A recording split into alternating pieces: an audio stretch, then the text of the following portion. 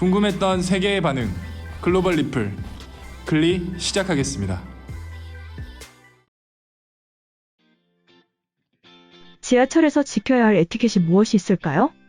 요즘에는 지하철뿐만 아니라 모든 공공시설에서 당연시되는 마스크는 기본이고, 통화를 할 때 조용히 해야 하는 점, 그리고 임산부 좌석이나 노약 좌석을 비워두는 것 등등 여러 가지가 있습니다.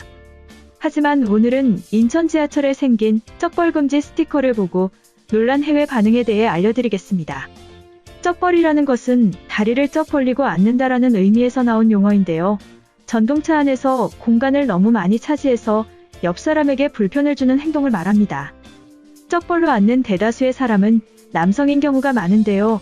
이는 신체적인 구조와 깊은 연관이 있다고 합니다.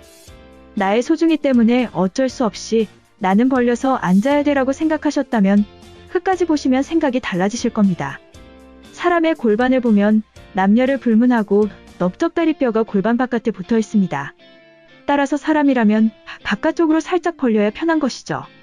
하지만 비교적 남성이 오므리기 더 어려운 이유는 다리를 밖으로 미는 외회전 근육이 발달하고 오므리는 내회전 근육이 약하기 때문입니다.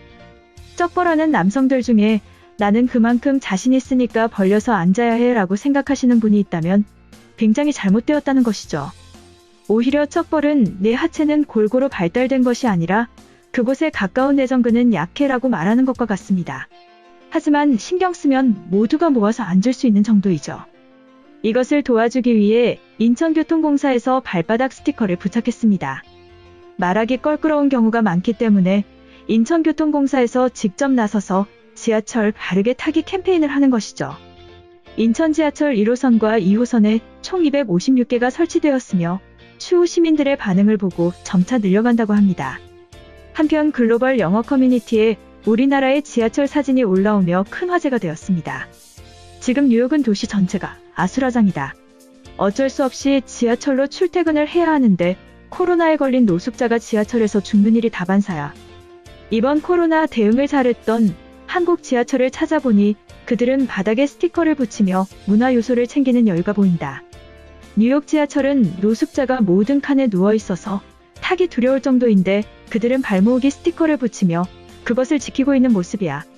한국은 코로나가 왔던 것인지도 모를 만큼 평온하다. 이처럼 뉴욕과 대비되는 우리나라의 지하철 모습을 보며 부러움을 느끼는 외국인의 글이었는데요. 해당 글에 달린 외국인 반응 살펴보겠습니다. 뉴욕 지하철에서는 아무도 신경 쓰지 않는다. 요즘에는 코로나 때문에 누워서 자는 노숙자들이 넘쳐나고 있어. 한국인들은 예의를 지키는 것에 큰 의미를 두기 때문에 신경 쓰는 거야. 사실 자리가 넉넉하다면 다리를 벌리고 앉아도 상관없지 않아? 대중교통은 모두가 공동으로 사용하는 공간이며 사람들을 배려하는 것이 당연하다. 다리를 벌리고 앉으면 옆 사람을 불쾌하게 할 수 있다는 것을 설명해야 되는 거냐? 한국인들은 사회의 작은 활동으로도 참여와 의식의 변화를 만들어내고 있다. 지금의 미국은 그저 개인의 이익을 위한 경제 집단일 뿐이야. 결혼 후에 4년 전부터 한국에서 살고 있는데 가장 만족스러운 점이 대중교통이다. 그 중에서도 지하철은 모든 사람들이 청결하게 이용하고 세련된 시스템을 갖추고 있어.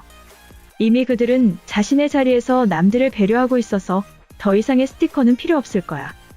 저런 스티커로 국민들을 움직일 수 있다는 것이 한편으로는 부러워. 순수한 건지 시민의식이 뛰어난 건지 알 수 없지만 이번 코로나 사태를 보면 지금의 이탈리아인들에게는 기대할 수 없어.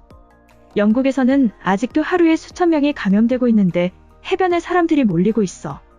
다가오는 여름을 버텨내는 방법을 한국이 제시할 수 있을까?